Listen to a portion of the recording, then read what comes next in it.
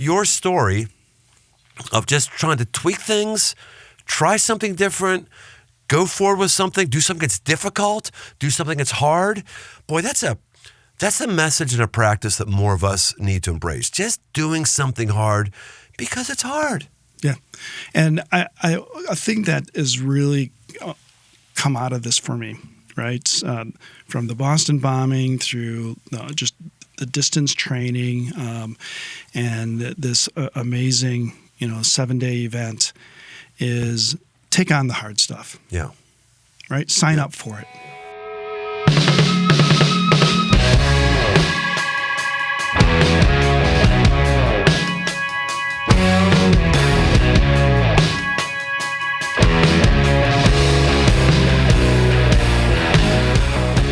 Welcome to the aggressive life.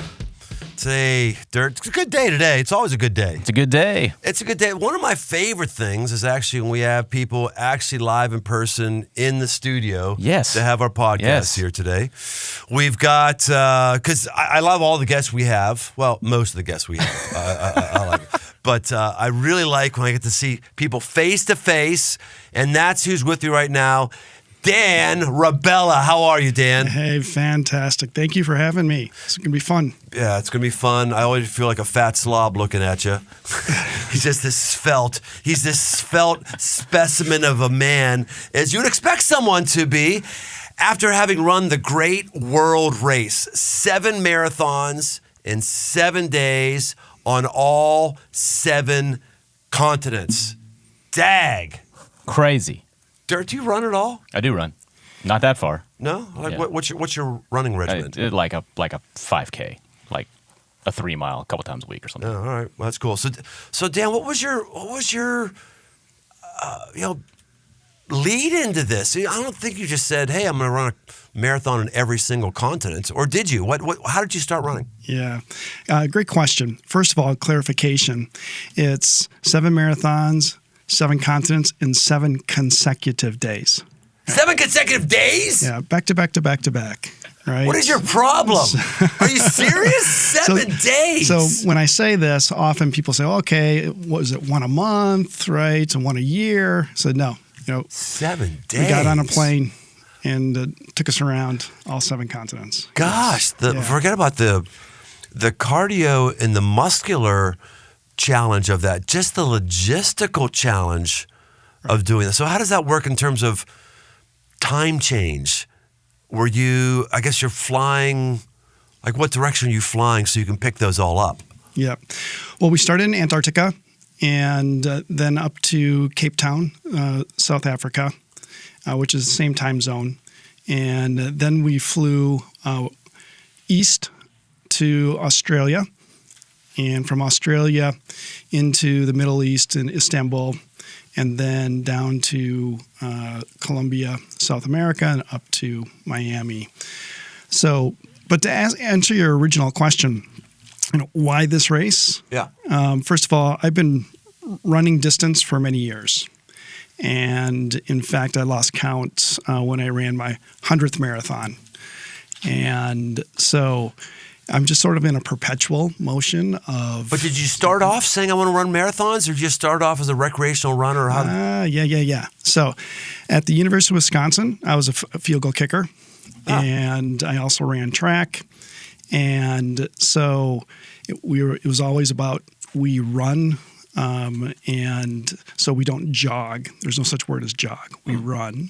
And so then when graduated, moved to Chicago, and my wife said, "Let's go for a jog along the lake."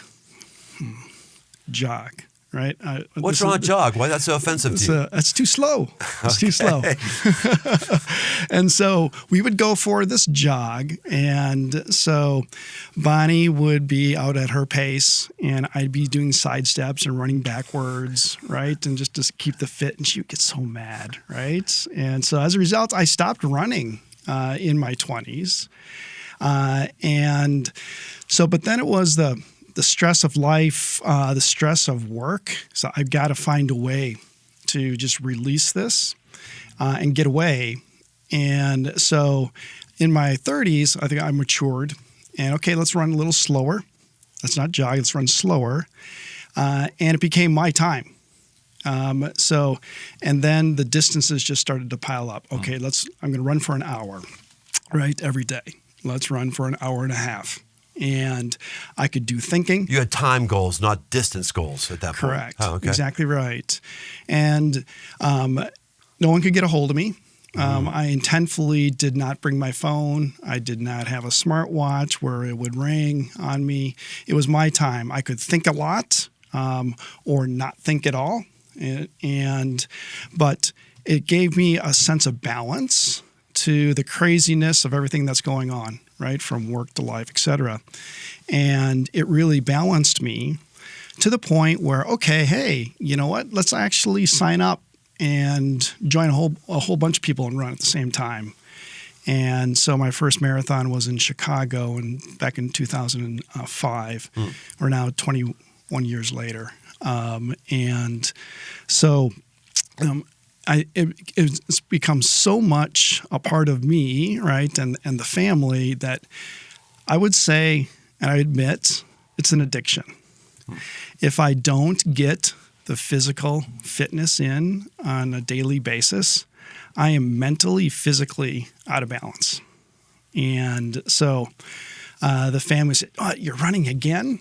I said, well, there could be worse addictions, right? That's right. And right. I smile, right? Today, I work for IBM. I'm one of the global executives. And so every week I travel internationally. And so in order, but I love it, right? Good for you. So in fact, right after this, I'm flying down to Sao Paulo, Brazil. Last week, I was between London and Australia. And in order to be able to do that kind of travel, you need to have a level of fitness. And so for me, it's very committed. Whenever I fly over water, the first thing I do, get to the hotel and go for the run. Okay. No matter what the time zone is or how tired I happen to be, whether I got a lot of sleep on the plane or I didn't get sleep on the plane. You going on a treadmill at the hotel or are you going out in the streets? If I can get to the streets, for sure. A couple of places in the world I will not go outside. So, like in Mumbai, India. I was going to say, right? I was going to say Mumbai, the worst place in the world. Yeah, just the chaos. Gosh. Right? It's an assault on the senses. You get off that plane and just get smacked in the face with odors and it's sights you don't want to see. But I know God loves Mumbai and there's good people. I'm going like those conditions. I don't know anybody who goes there and goes, "Oh yeah, it'd be great to live like that." Right on. So, but yeah, if I can get outside, I'll go outside. Otherwise, there's always the treadmill at the hotel to get it in. You said it's an addiction. It's a good addiction to have. What happens for you, and have you thought about, as you age and if you've got injuries and spinal issues or whatever, that you may not be able to do this forever, then what happens? Yeah. Great question. There have been marathons and times when I'm just out running on the streets where I'll see somebody that is physically handicapped running.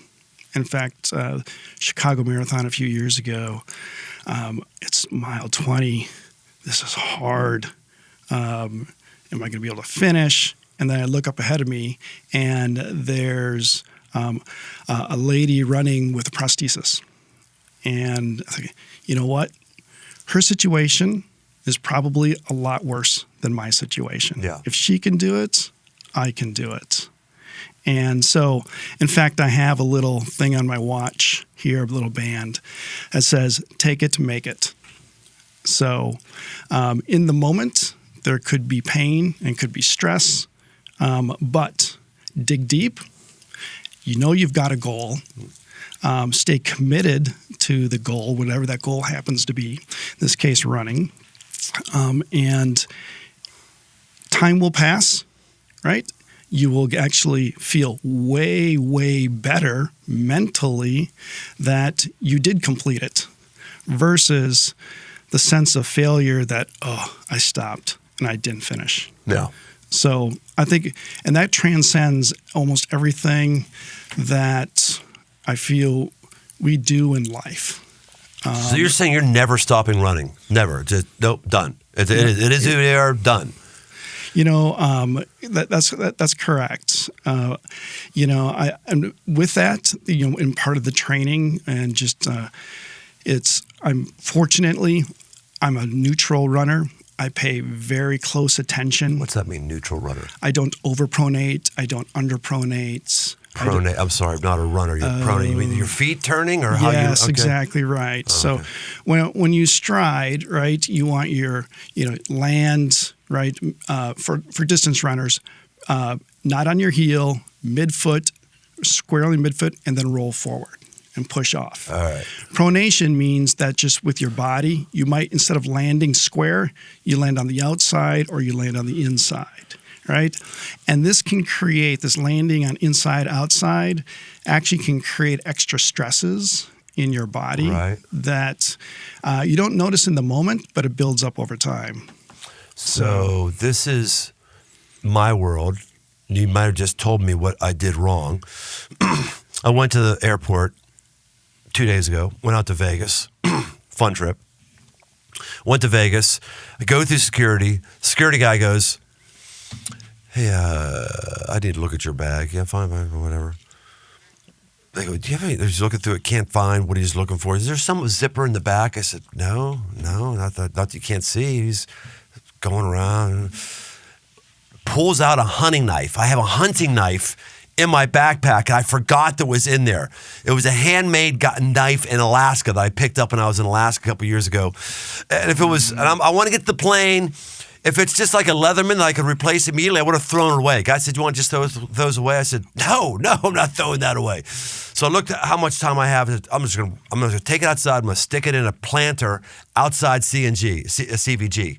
It's at Cincinnati International Airport, which I've done many times. Except, apparently, they've taken all the planters out of CVG. Too much maintenance. I can't find one. You take your thing, you just jam it under some bark, jam it under some dirt. You come back in a few days, no one's going to mess with it. It's right there. I've done it before. Now I got to take it all the way to the vehicle. So I'm running. I've got a backpack on. I'm running to my car. I don't run. I work out. I do elliptical, but running and my compression of my discs in my back, just not good. So I'm like, but I got to do it. So running, and it wrecked me, man. It wrecked me because I just don't do that. But just that pounding, probably a mile. Cardio, fine, no problem. Cardio, all that's fine. But that motion, because I'm not used to it, just crushed me. Didn't help me have a bad back. And I'm carrying a backpack while I'm running. I should have given my backpack to the ATF guy. And also, you just said what you said. I think I'm running wrong because my heel, the last time I did that, my car broke down the side of the road and I had to run 3 miles to a local hardware store to get something to fix it and then run back. I did 3 miles fine, but the same thing, my heel kills me. So I think I'm probably hitting my heel first. I should be having my foot land flat, you're saying, Dan? Yes. Well, for distance running, right, it's land midfoot and roll forward.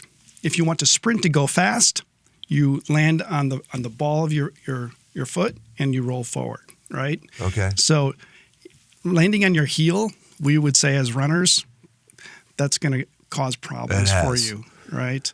So, okay, it has. So midfoot, are you saying my whole foot lands simultaneously, or my heel should never touch the ground? Yeah, well, I mean, simultaneously, right? Okay. But you don't want the force, right, landing on your heel and then rolling forward. I thought that you're supposed to do. No, it's not rolling.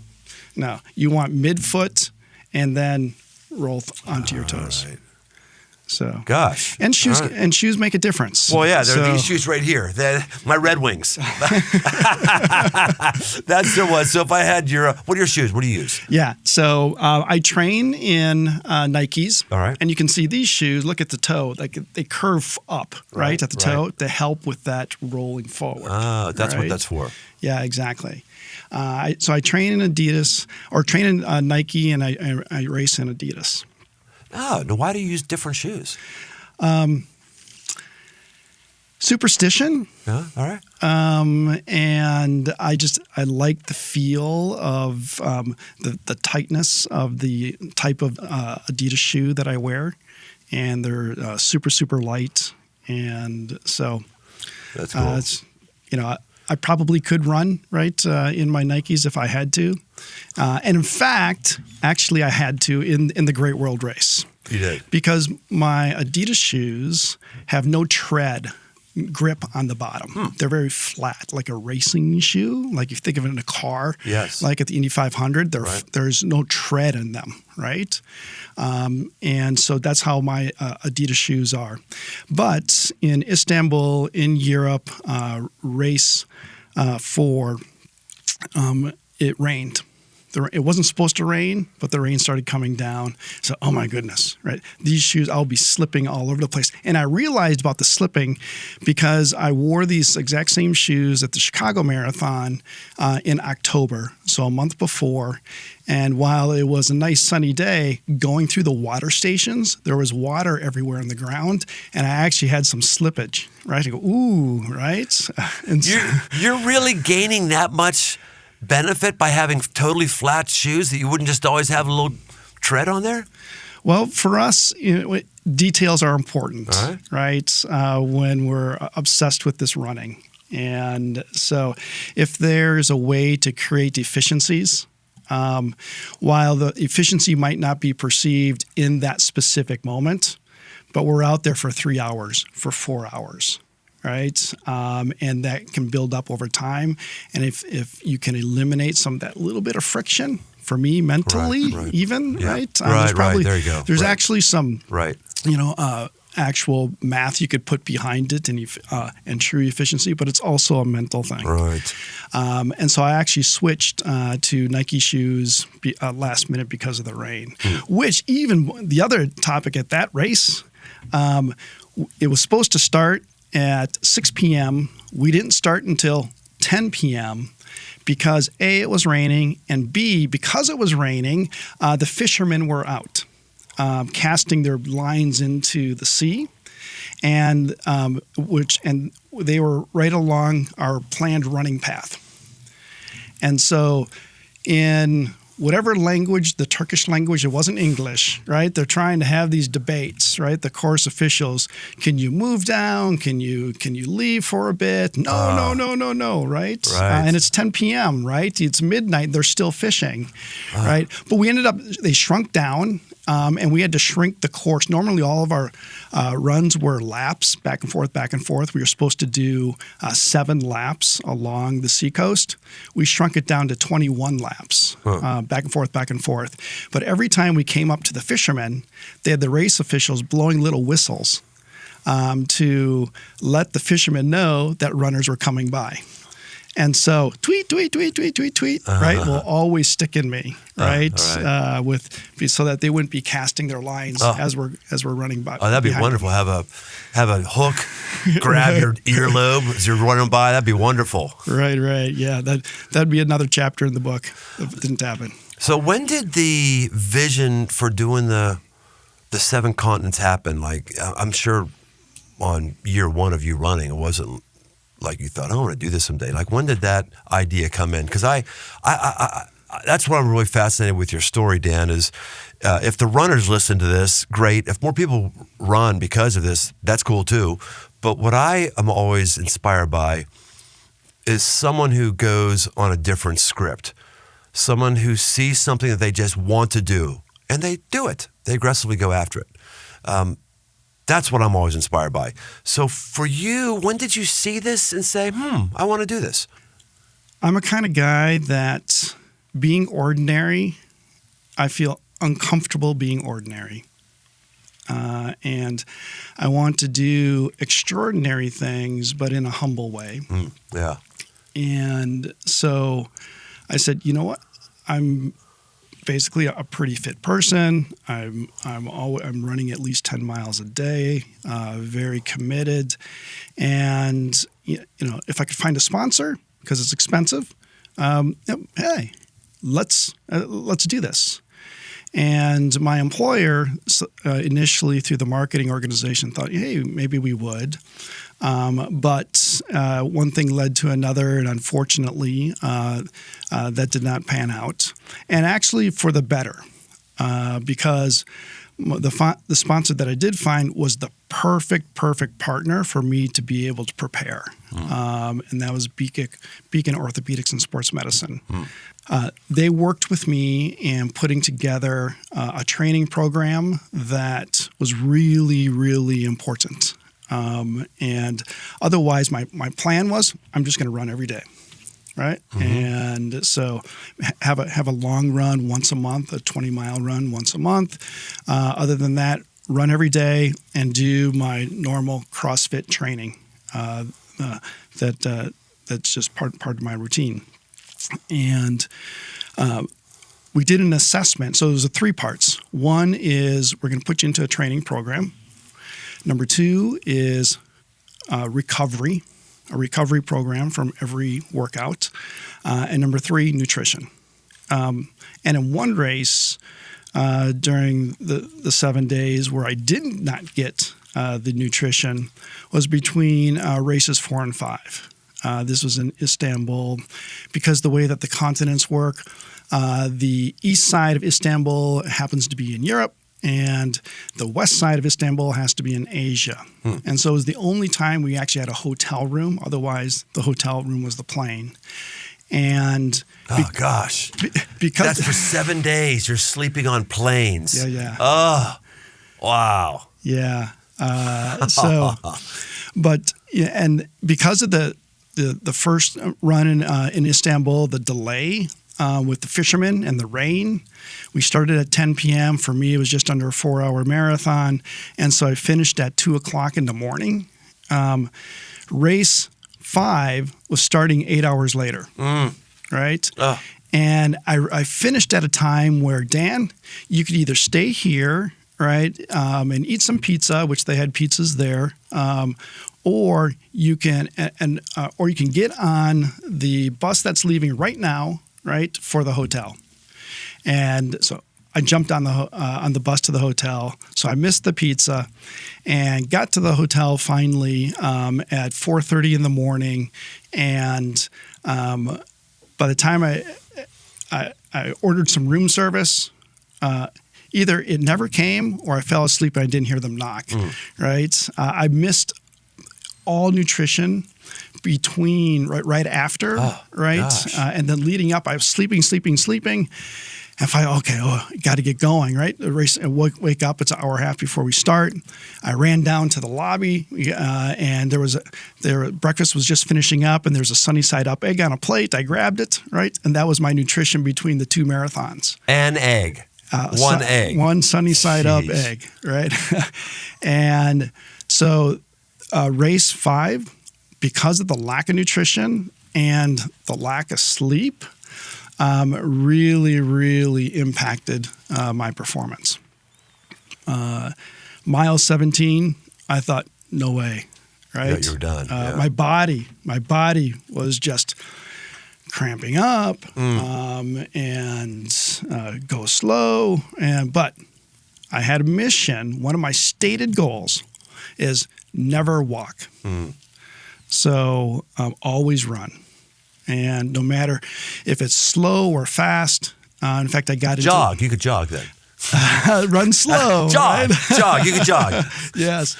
So I called it ebbing and flowing running. If I felt great, I would speed up.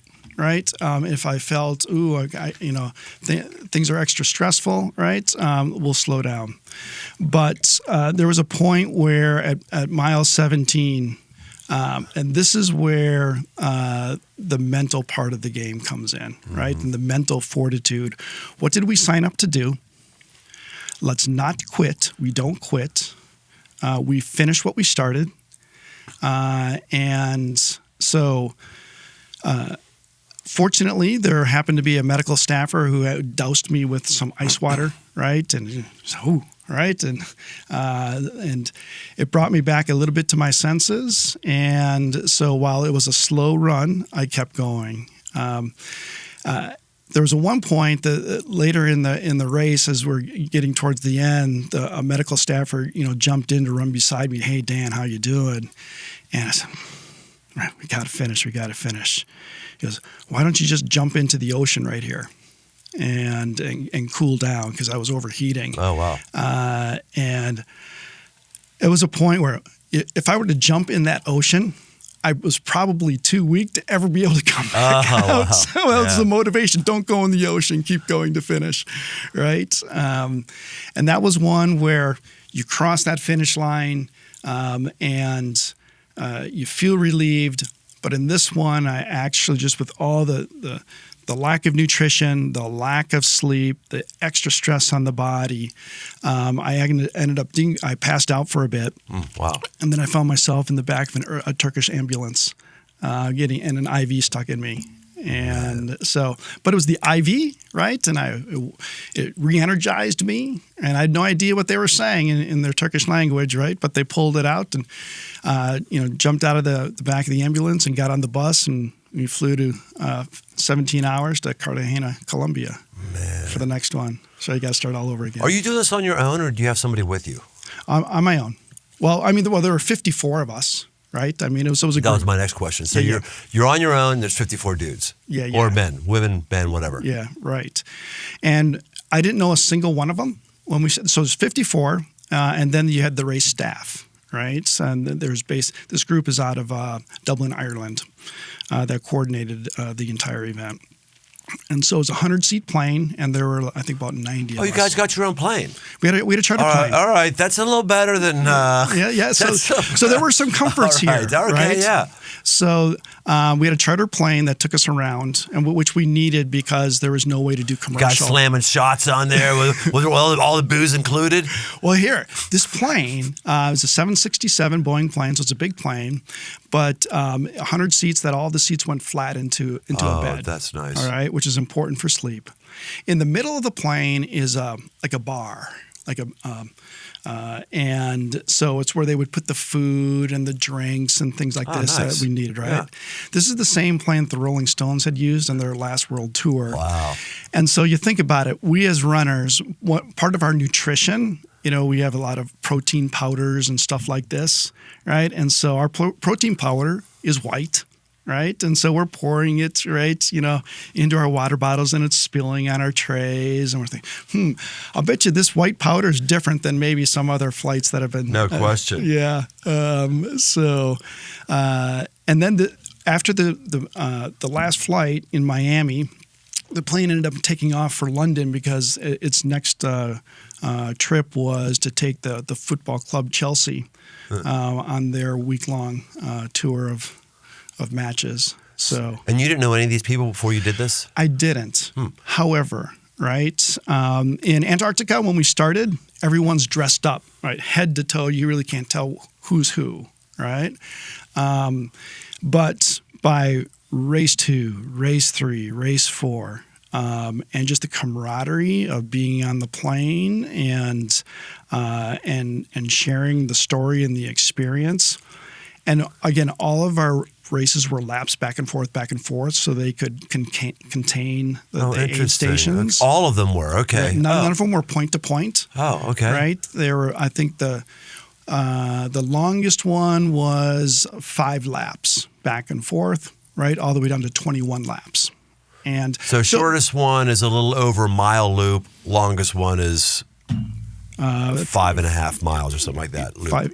Yeah, exactly. Like Almost like a 10K. Yeah. And so,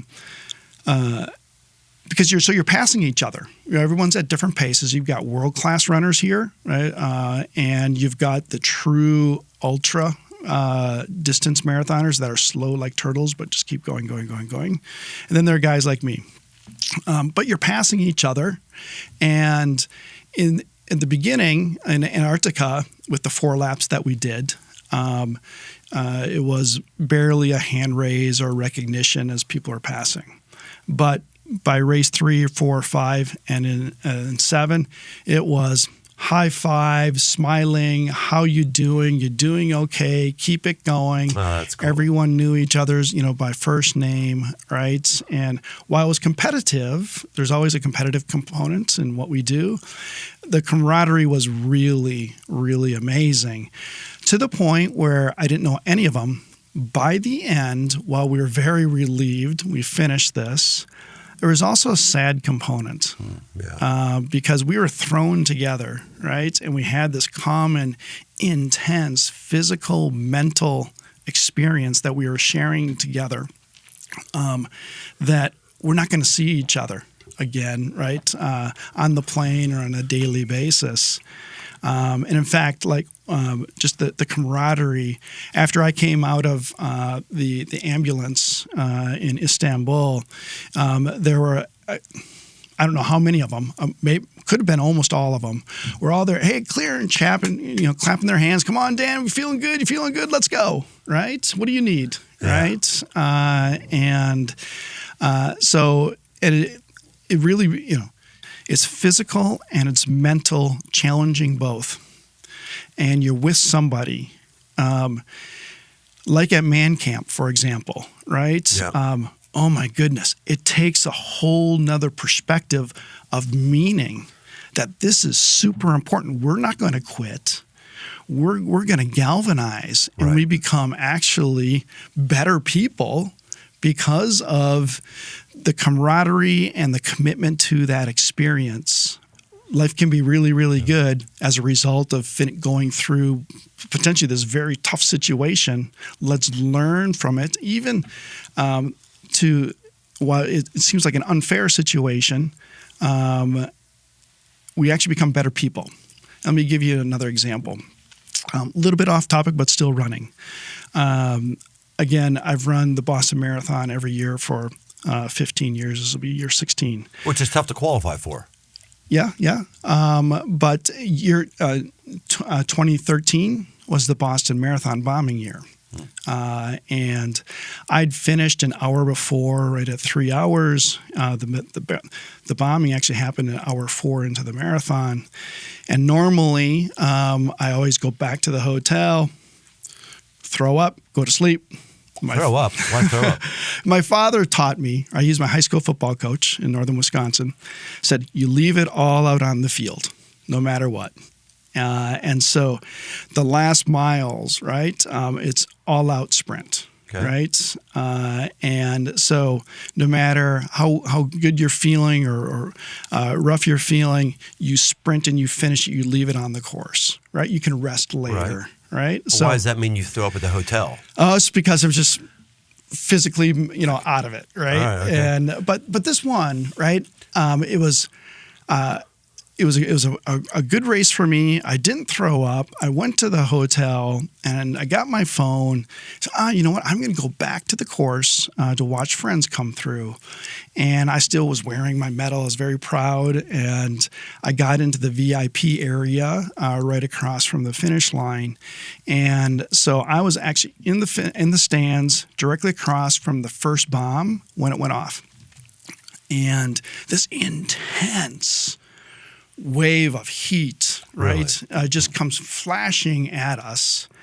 And we're all scrambling down onto Boylston Street. And I lost my phone. And I've never been a first responder. Really didn't know how to handle what I was experiencing. And so the second bomb goes off. And just out of panic, I left. I got off the street. Went back to my hotel.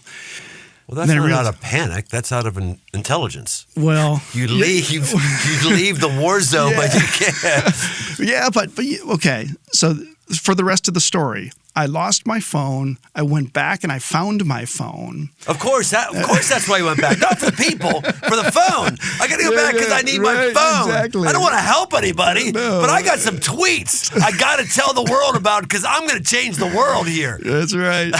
But because of all of that self-centeredness, right, I had incredible stress of survivor's guilt. And why didn't I do more? Right, I should have been there to help out, to do something, right? But I was afraid, right? And I got off the street. And so a couple days later, when we were able to leave after they lifted the martial law. I was in Madison, Wisconsin. I'm sitting in the CIO's office of one of our customers, and he's drawing on this board his strategic plan, and I'm going, man, WTF? What this? he has no idea what just happened here and the importance of life. And he's working on this big overall grandiose strategy. And I was really, just shaking my head. But then by the end of the meeting, I found myself engaging up on the whiteboard. So I was on this major mental roller coaster, scheduling meetings, canceling meetings, scheduling meetings, canceling. My leadership said, Dan, right, you need to go home. I said, no, I've got these meetings.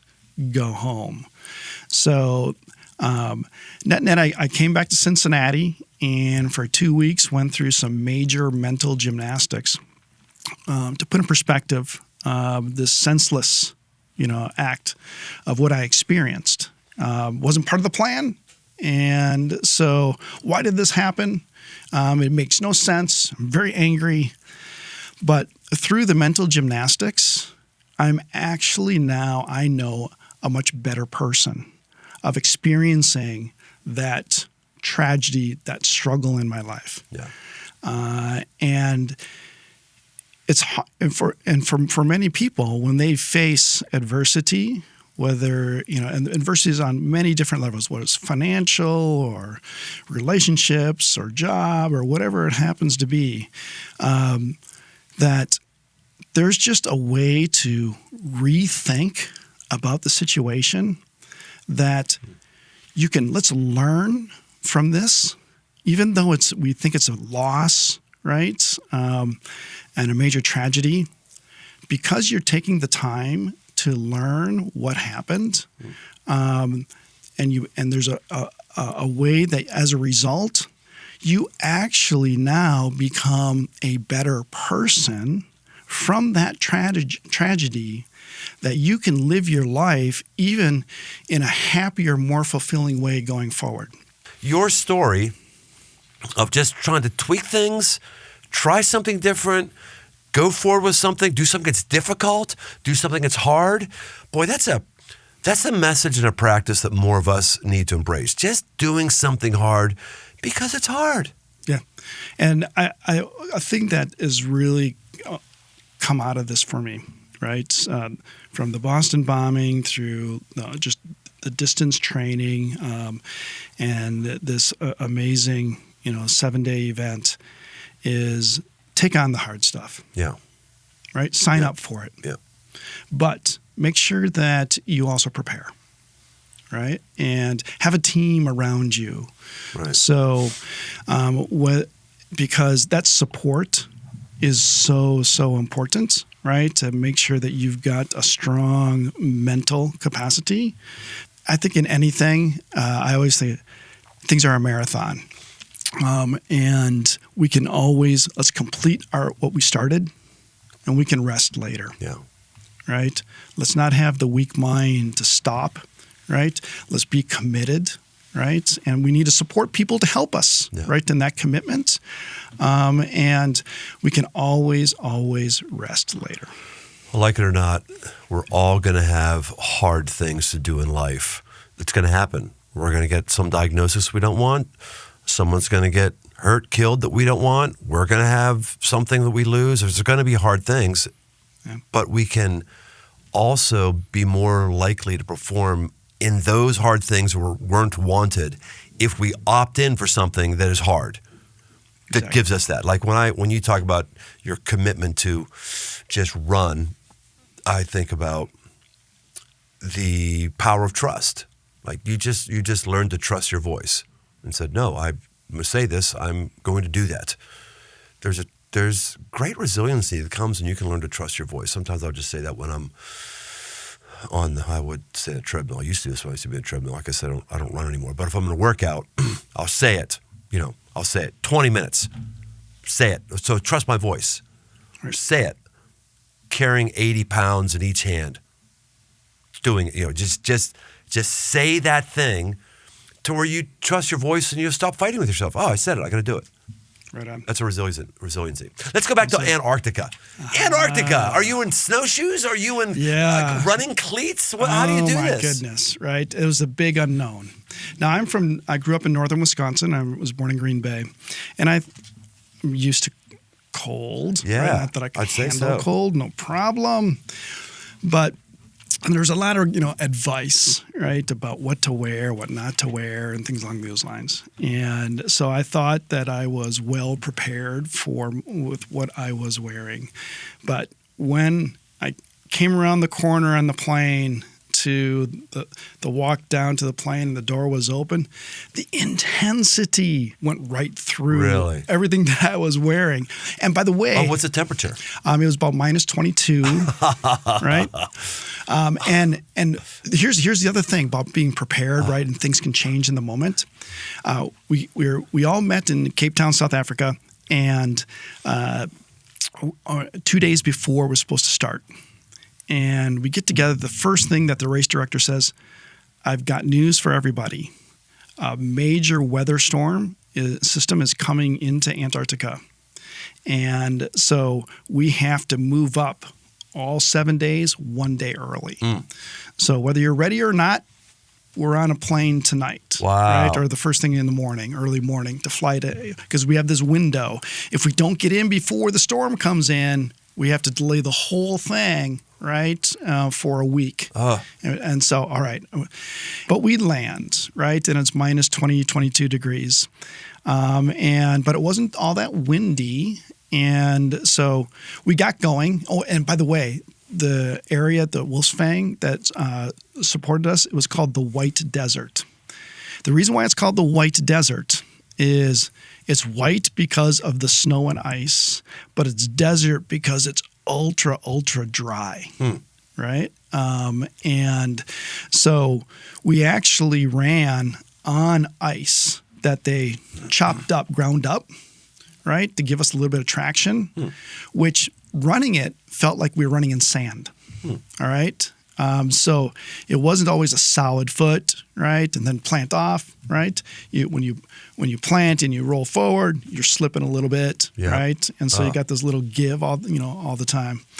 And so by halfway, about mile 13, 14, the winds came in, right? The storm was coming. And so the temperature drops and the wind chill. We are into the minus, 40, high 40s, minus 50 degrees, right? And you have like you running with like a parka on, like full blown down mittens and stuff. Like what are you wearing? Yeah. So I had 3 layers. Right, a smart wool layer on the skin, right? That would keep you warm but take sweat away from you. A wicking, right? A wicking, and then another neoprene shirt, and then my jacket. Right. Jacket. Describe jacket. It was a very fit running tight jacket, right? That would not catch wind. Right. But it was a shell, but at the same time shell because you wanted a shell material so that also helps to prevent wind from seeping in. That makes sense. Right? Yeah. And in my gloves, I had gloves that you put in your hands and you got the fingers. And then there's a little flap that comes over your fingers, so it's kind of acts like a mitten. And then I had these other Eddie Bauer big down leather things, right? And it got so warm that at the beginning, right, I was sweating, right? That when the wind hit, now I've got. My hands were sweating. My arms were sweating. Even though it was away from my body, there's all this was being captured inside of me because of the shell that I had in all my gloves. That when the wind came, it just froze me, right? And I could feel. I can't. Oh, and by the way, it got so cold that by mile 5, my liquid nutrition that I had with me, froze. Into popsicles. Yeah. Right? And so I missed the nutrition that I normally would have during a race. The best part of that whole race was finishing and doing a snow angel after I finished finished it. You get to get down on the ground and just, brutal. Right. What was that the worst of the 7 or was there another one that was worse? Yeah. Because I'd never been to Antarctica, because of these extreme the weather, by far, it was the worst. And I think the race organizers appreciated that, and that's why it was number one. Let's get it out of the way. I like that. Right? Right. Because it's only going to get better from there.